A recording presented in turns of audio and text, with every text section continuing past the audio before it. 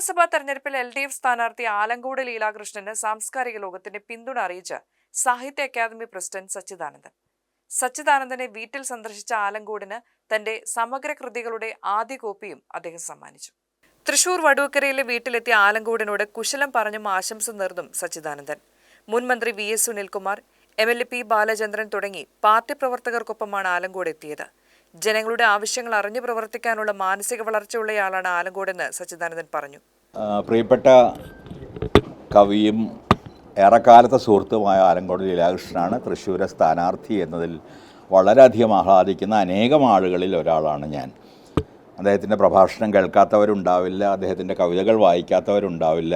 അതുകൊണ്ട് എഴുത്തുകാരുടെയും സാംസ്കാരിക പ്രവർത്തകരുടെയും ഒക്കെ പൂർണ്ണമായ പിന്തുണ ലീലാകൃഷ്ണന് തൃശ്ശൂരുണ്ടാകുമെന്ന കാര്യത്തിൽ എനിക്ക് സംശയമില്ല.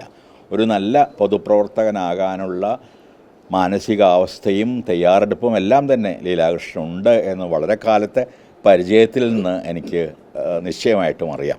താൻ ഏറ്റവും അനുഗ്രഹീതനായെന്ന് പുസ്തകത്തിന്റെ കോപ്പി ഏറ്റുവാങ്ങിയ ആലങ്കോടും പറഞ്ഞു. അദ്ദേഹത്തിൻ്റെ സമ്പൂർണ്ണ കൃതികളുടെ സമാഹാരത്തിൻ്റെ ആദ്യത്തെ വോള്യമാണ്. 30-35 വോള്യങ്ങളായി. ഒരുപക്ഷെ കേരളത്തിൻ്റെ ഒരു 60 കൊല്ലത്തെ പൂർണ്ണ സാംസ്കാരിക കാവ്യ ബൗദ്ധിക ചരിത്രം സർഗാത്മകമായി അടയാളപ്പെടാൻ പോകുന്ന ഒരു മഹത്തായ പ്രവർത്തനത്തിൻ്റെ ആദ്യത്തെ ഈ വോള്യം ഞാൻ ജീവിതത്തിൽ കണ്ണു നിറഞ്ഞുകൊണ്ട് എനിക്ക് കിട്ടിയ ഏറ്റവും വലിയ സ്നേഹമായി സ്വീകരിക്കുന്നു. കഴിഞ്ഞ ദിവസമാണ് തൃശൂർ മണ്ഡലത്തിൽ ആലങ്കോട് ലീലാകൃഷ്ണനാണെന്ന് ഔദ്യോഗികമായ സ്ഥിരീകരണം വന്നത്.